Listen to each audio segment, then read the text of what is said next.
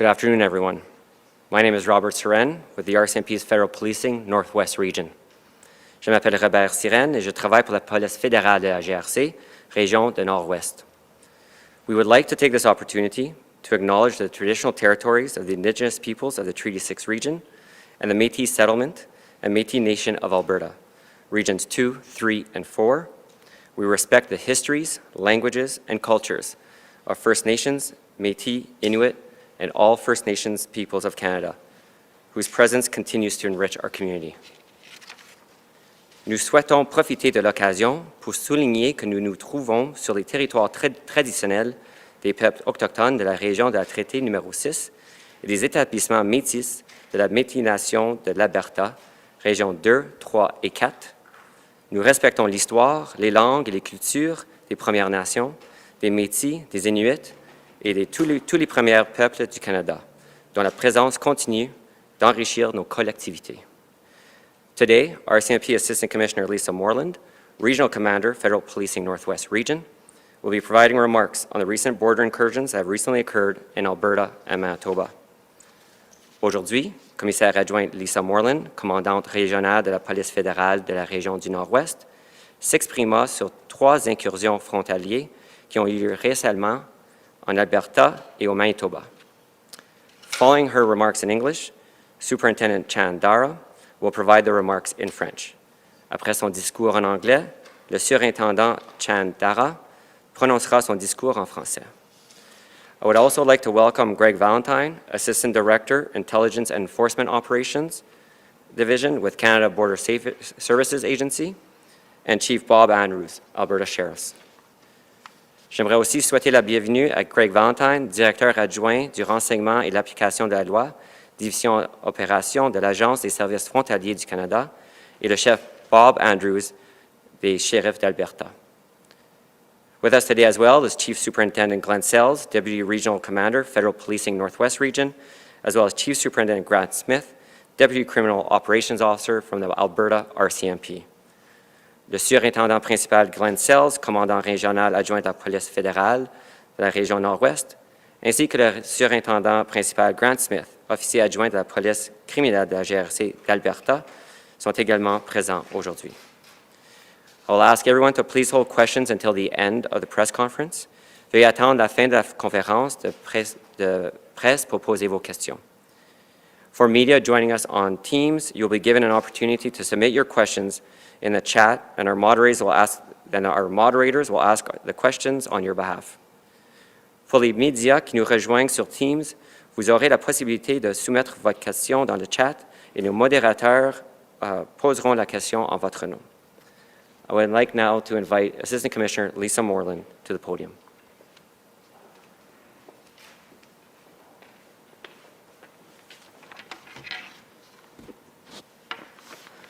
Good afternoon, everyone. Thank you for attending today's press conference. The RCMP is committed to using every available technology and asset to secure the border between Canada and the United States.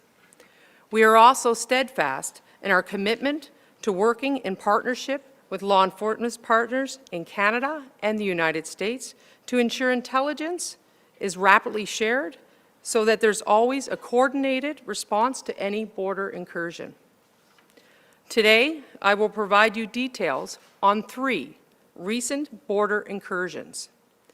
2 of them occurred at Coutts, Alberta. I will also be showing you video taken at the Manitoba border that highlights the advanced technologies deployed by the RCMP. We are releasing this footage to make it clear that we have the technology and the resources in place to keep our border secure. Please be aware that the details of the first event may be difficult to hear. On Tuesday, February 4th, at approximately 7:45 a.m., an individual attempted to enter Canada through the Coutts port of entry. The male was referred to secondary inspection area. However, he fled the north from the port of entry. Officers with the Canada Border Services Agency quickly notified the RCMPs Integrated Border Enforcement Team of the border incursion, who notified the surrounding RCMP detachments as well as Lethbridge Police Service. As a result of this notification, the suspect vehicle was located near Raymond by the RCMP and the traffic stop was initiated, but the driver failed to stop. The suspects drove into Lethbridge and then traveled to Raymond, at which time the driver was seen holding what appeared to be a firearm. A tire deflation device was successfully used by the RCMP south of Mill River, and the vehicle came to a stop. The male then fled on foot and was pursued by RCMP Police Dog Services and other RCMP officers. During the pursuit, the male sustained a self-inflicted firearm-related injury and was pronounced deceased at the scene. The Alberta Serious Incident Response Team had been notified and is taking carriage of this investigation. We are fully cooperating with them. This event speaks to the dangers our officers and CBSA officers face at the border. It also shows just how quickly we can respond to our border when events of this nature occur. The second event occurred on Monday, February 3rd, at approximately 6:16 a.m.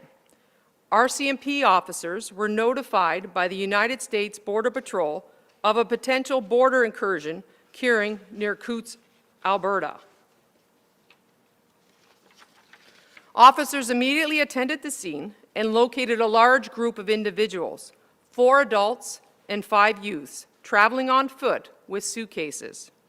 The pictures you've seen on the screen is from the RCMP cameras at the border. I can assure you that these cameras are found along our shared border with the United States. All 9 individuals were arrested under the Customs Act and were handed over to CBSA for processing. The third event, at 7:30 p.m. on January 14th, 2025. On the screen beside me, you will see an excursion that I described in the RCMP response. So just here on the screen here, I want to show, if you can see in the map there, that was the difference between the border of what's going on and then obviously the people here coming through. A group of 6 individuals were heading towards the Manitoba border, approximately 15 kilometers east of Emerson. An RCMP plane equipped with thermal imaging was actively patrolling the border and quickly located the 6 individuals. The plane then directed ground units to this location.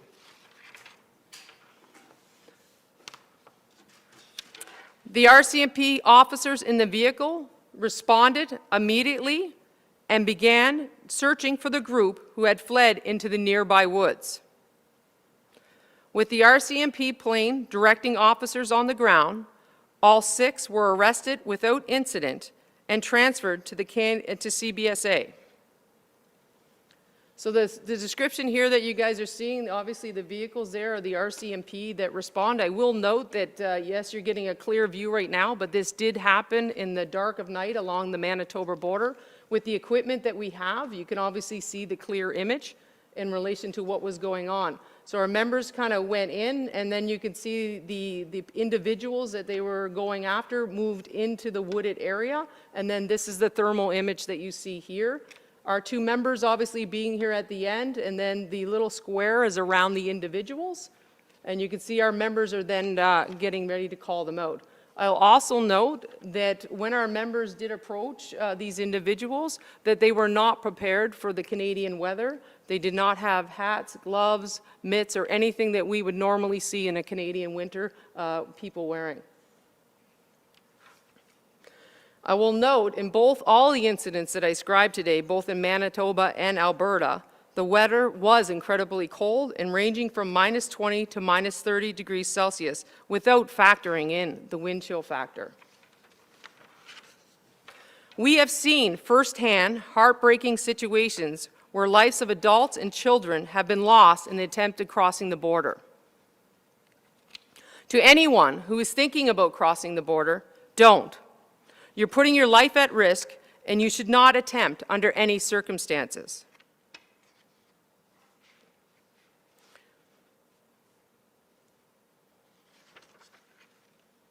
I want to thank every RCMP officer in Alberta and Manitoba who responded to these calls.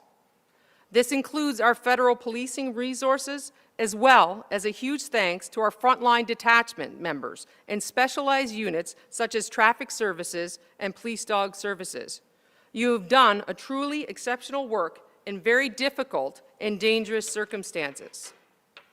Finally, I want to be clear. We have the partnerships, the technology, and the resources in place to respond to the border and stop illegal activity.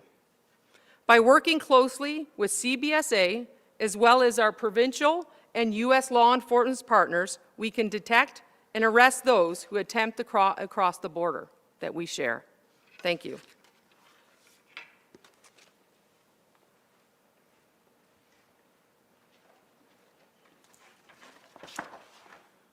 Bonjour tout le monde. Maintenant, je vais faire la traduction des propos de l'assistant commissaire Moreland en français. Bonjour et merci à tous d'avoir participé à la conférence de presse d'aujourd'hui. La GRC s'engage à utiliser toutes les technologies et tous les moyens disponibles pour sécuriser la frontière entre le Canada et les États-Unis. Nous sommes également déterminés à travailler en partenariat avec nos partenaires des services d'application de la loi au Canada et aux États-Unis afin de garantir un échange rapide de renseignements et d'apporter une réponse coordonnée à toute incursion à la frontière. Aujourd'hui, je vais vous donner les détails sur 3 incursions récentes à la frontière. 2 d'entre elles ont eu lieu cette semaine près de Coutts, en Alberta.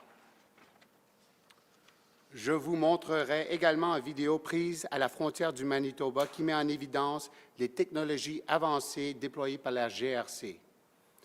Nous publions ces images pour montrer clairement que nous disposons de la technologie et des ressources nécessaires pour assurer la sécurité de nos frontières.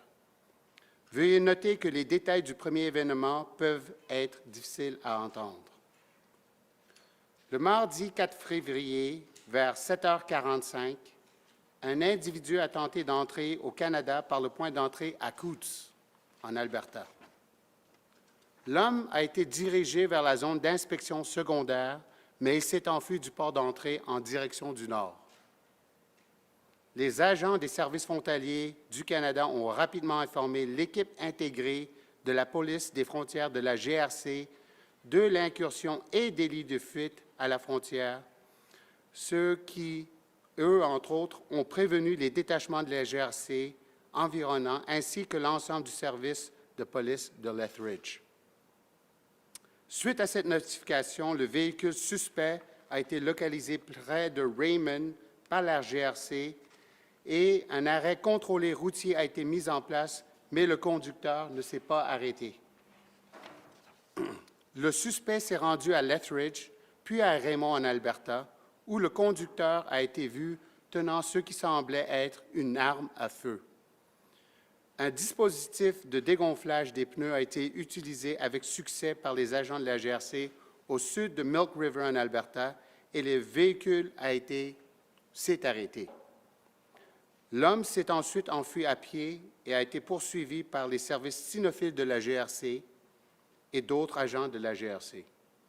Au cours de la poursuite, l'homme s'est infligé une blessure par arme à feu et a été déclaré décédé sur place. L'équipe de réponse aux incidents graves de l'Alberta a été informée et prend en charge l'enquête. Nous coopérons pleinement avec eux. Cet événement témoigne des dangers auxquels sont confrontés nos agents et les agents des services frontaliers du Canada à la frontière. Il montre également la rapidité avec laquelle nous pouvons intervenir à la frontière lors des événements de cette nature se produisent. Le deuxième événement s'est produit le 3 février 2025, lundi le 3 février 2025, vers 6h16. Des agents de la GRC ont été informés par le United States Border Patrol d'une incursion potentielle à la frontière près de Coutts, en Alberta. Les agents se sont immédiatement rendus sur les lieux et ont repéré un grand groupe d'individus, 4 adultes et 5 jeunes, qui se déplaçaient à pied avec des valises. Les images que vous voyez à l'écran proviennent des caméras de la GRC à la frontière. Je peux vous assurer que ces caméras se trouvent tous au long de notre frontière commune avec les États-Unis. Les 9 personnes qui sont des ressortissants colombiens et vénézuéliens ont été arrêtés en vertu de la loi sur les douanes et ont été remises à l'Agence des services frontaliers du Canada pour être traités. Le troisième événement s'est produit à 19h30 le 14 janvier 2025. Sur l'écran à côté de moi, vous verrez l'incursion et je décrirai l'intervention de la GRC. Un groupe de 6 personnes se dirige vers la frontière du Manitoba, à environ 15 km à l'est d'Emerson. Un avion de la GRC équipé d'un système d'imagerie thermique patrouillait activement le long de la frontière et a rapidement localisé les 6 individus. L'avion a ensuite dirigé des unités terrestres de la GRC vers le site. Des agents de la GRC sont intervenus immédiatement et ont commencé à rechercher le groupe qui s'est enfui dans une zone boisée très proche.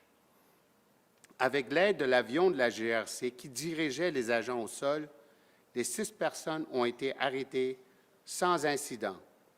1 de nationalité jordanien, 3 de nationalité soudanais, 1 tchadien et 1 mauritanien ont été transférés à l'Agence des services frontaliers du Canada.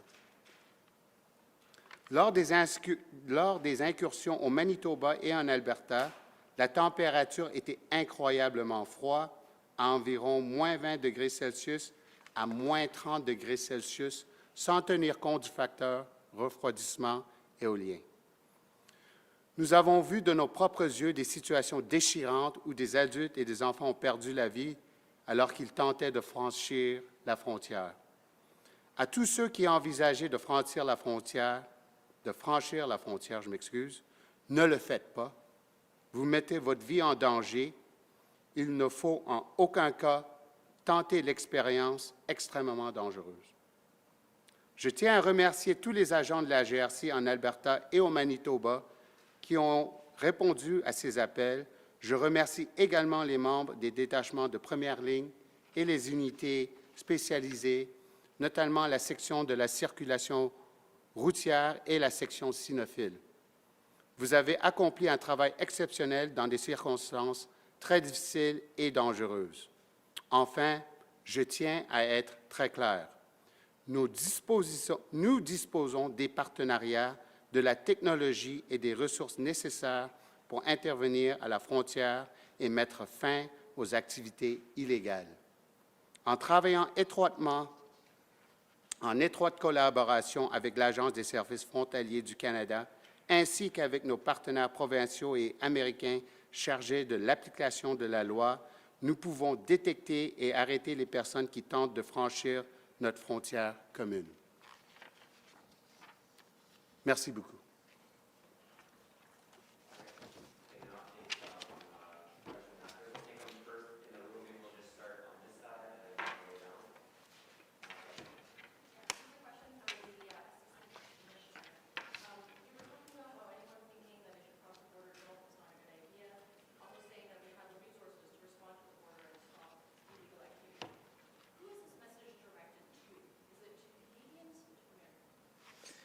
Thanks for the question. I think it's directed to everybody, both Canadians and Americans, to be alive to the, first of all, to the situation, and as well as to secure our border to show that the RCMP, along with our partners from CBSA and our other law enforcement partners, that we're doing our part to secure the border, which the RCMP has always taken very seriously in order to address that.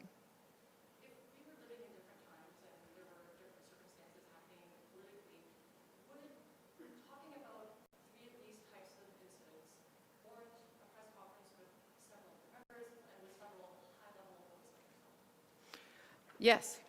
I think the key part of this is the humanity part of that as well. We have young children that are crossing, adults that are crossing in -30 weather, not counting the wind chill. So yes, I do think it's important. There's the piece of, obviously, the cross-border piece, but there's also the humanity piece associated with that. And then from the RCMP as well as CBSA and our law enforcement partners, we think this is a very important message.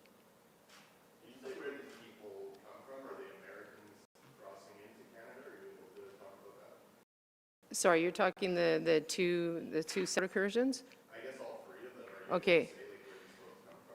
So the incursion that happened yesterday was a U.S. nationalist.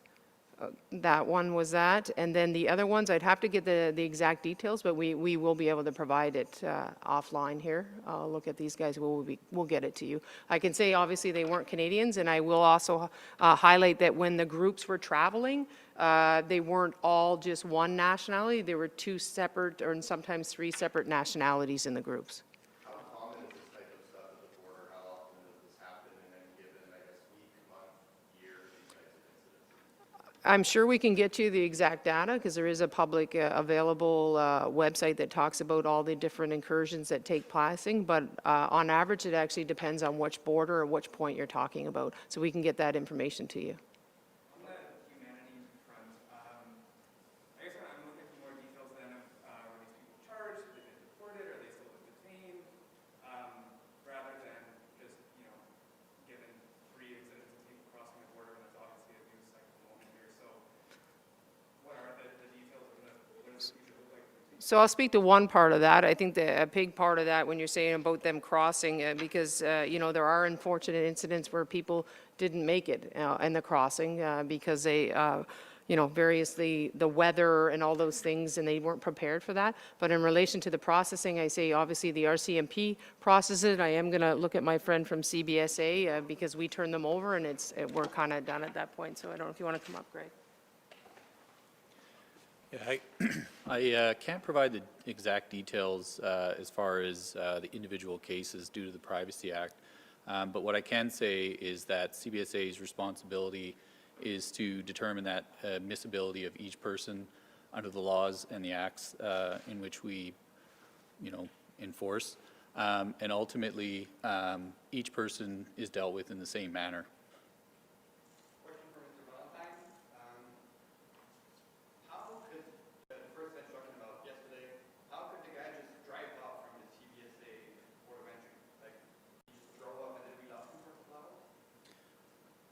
Well, I can't get into the specifics of that specific incident that occurred because that's obviously under investigation.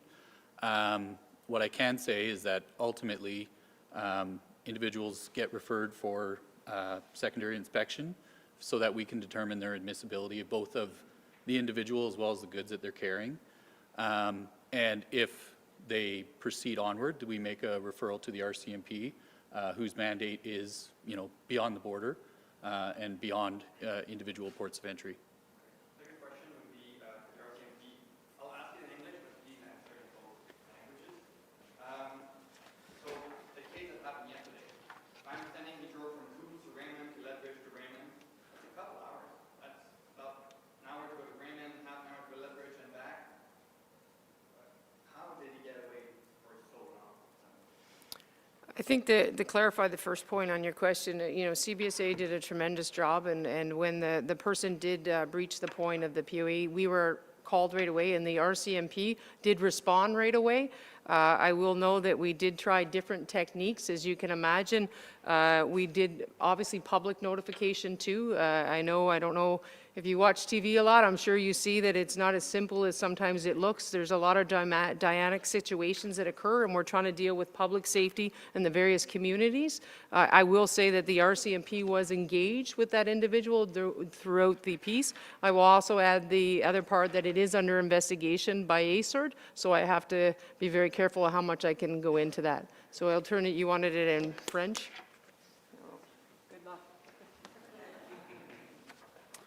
Donc, quand les services frontaliers du Canada nous ont appelés, la GRC a intervenu tout de suite. Et ça a pris du temps à l'arrêter parce que nous, il y a plusieurs facteurs qui influencent notre décision d'arrêter une voiture de manière saine et sauve pour le public et pour nous-mêmes aussi.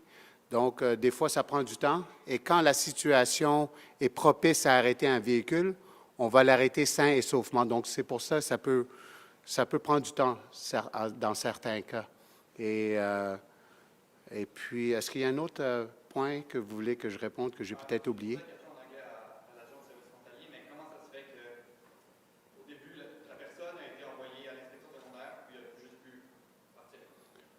Ah, ça, je ne peux pas répondre pour l'agence frontalier, mais je sais que dès qu'ils nous ont appelés, nous, on a répondu à l'appel.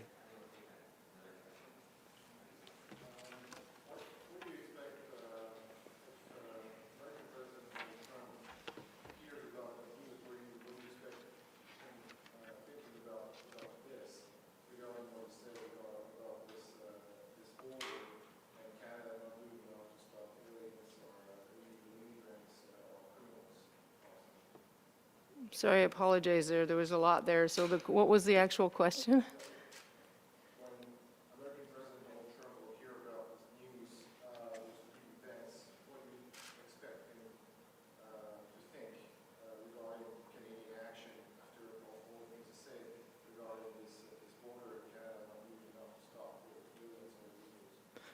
Thank you for the question. To be honest, I don't think I'm in the job of expecting what anybody's going to think and say in their mind. I will say that the RCMP, along with CBSA and our provincial partners here in Alberta, are doing our job to protect the border and to protect Canadian citizens.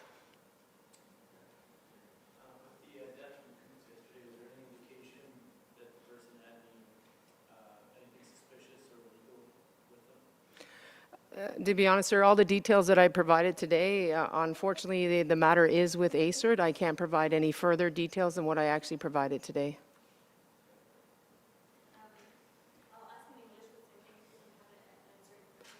Wait.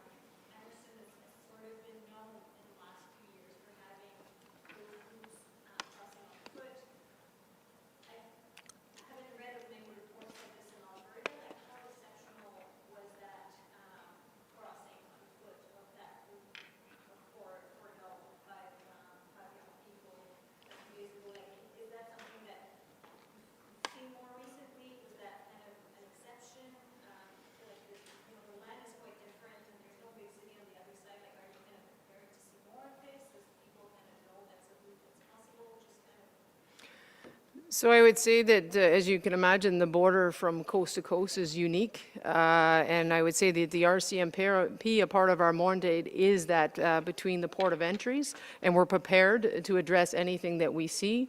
What I would say is that normal, I would say to you that every day is a different day in the life of a police officer. In relation to the stats, we can get those to you as well in relation to how many we see. But I would say to you that in Alberta, again, to your point to Emerson, if you wanted to compare those 2 points of entries, the data that's available would suggest that Emerson is a busier area for crossing for the RCMP than Alberta.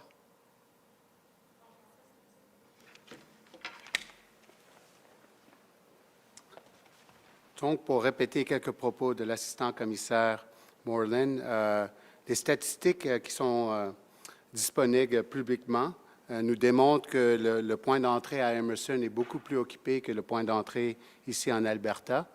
Et nous, la GRC, on est en charge de protéger les frontières entre les points d'entrée. Donc, ça, c'est notre responsabilité principale.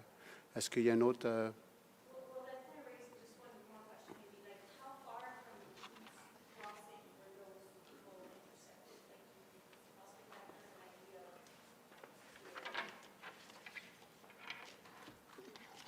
I want to say off the top of my head, so I apologize, I don't have exact kilometers in front of me, but it wasn't a great distance. I know on the Emerson one, because obviously due to the temperatures and stuff like that, we also are also making sure the humanity piece, and the Emerson one, we did call ambulance and everything to make sure that the people were checked out. And I can tell you, associated to Coots, it was also similar, close to the same kind of kilometers, but I can get exact to you afterwards.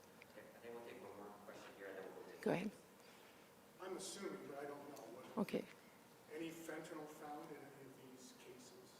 The ones that we're discussing today, no. No fentanyl. And the Black Hawk helicopters that the RCMP now uses, were they involved at any point in any of these? So I think to the screen that was shown here today, I would say that there's RCMP assets. We have the Black Hawk and other assets, and this is one of our plane assets that were used during one of the investigations today. So thank you for that. Johnny Wakefield with the Edmonton Journal asks, why are RCMP highlighting these incidents now when the concerns for the United States have to do with tariffs and people and drugs going into the United States and not the other way around?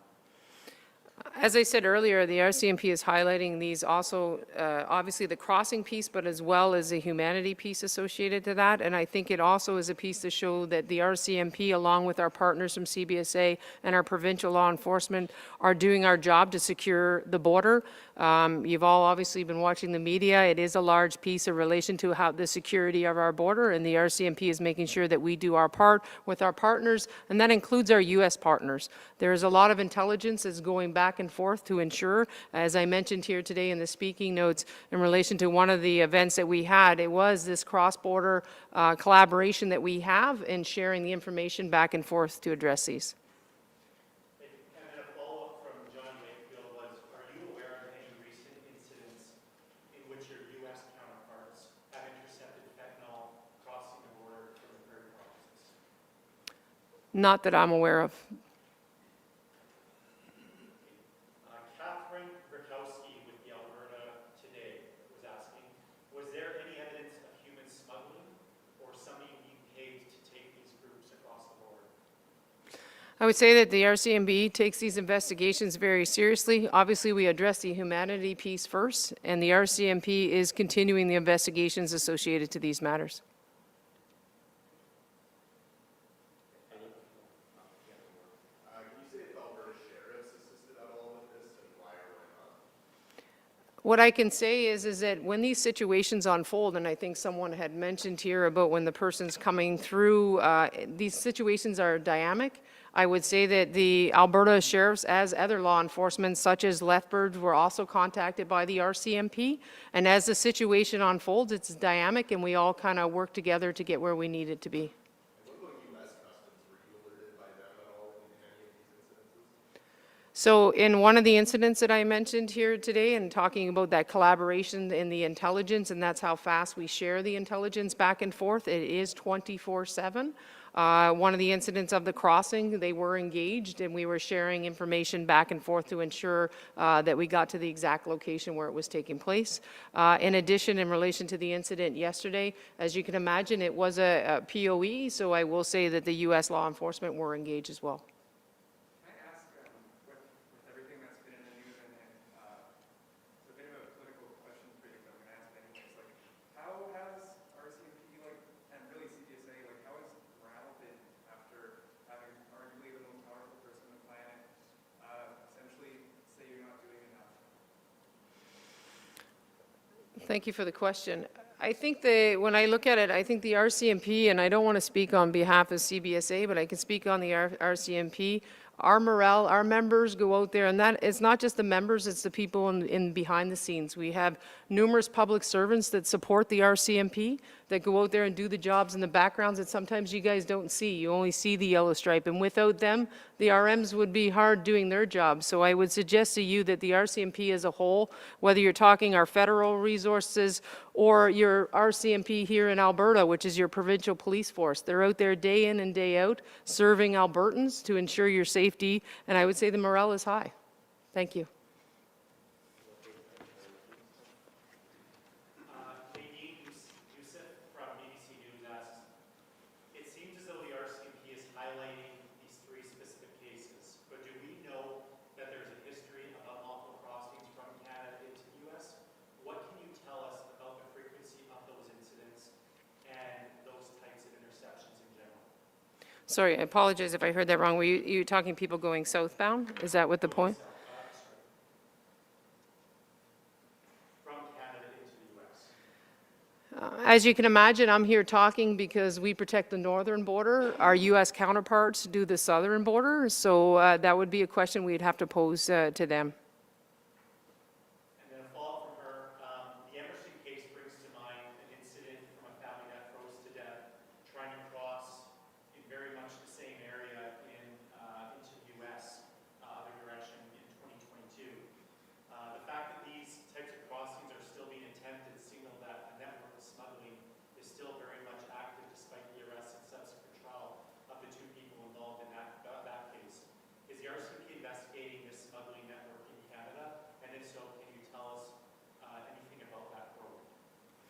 What I can say about that, and again, as we all know about that incident, a very unfortunate incident, and I think that's a key point of the RCMP being out here today with our partners from CBSA as well as the sheriffs, is highlighting the humanity piece of this and educating people that how unsafe it is to cross.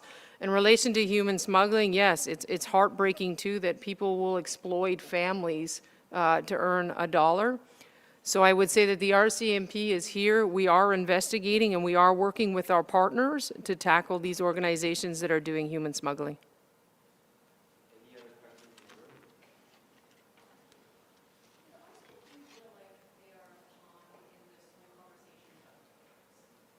Sorry.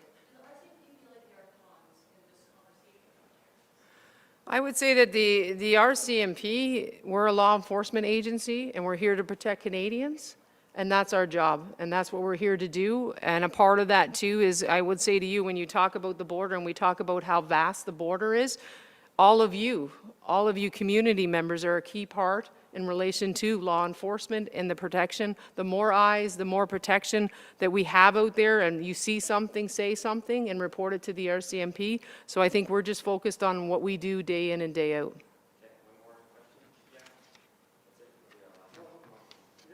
Sorry. Why did you bring this forward so quickly? Some of this just happened very, very recently. The reason why we bring, I think it's totality of everything. I think we have 3 incidents today. As you can imagine, we also wanted to show, because I think sometimes in the RCMP, we have a lot of different things that we're doing out there, and so many things happen, and the world is very dynamic, and we're trying to get out as much information as we could. And the unfortunate incident that obviously happened yesterday, we thought it was important to get out here today. Thank you.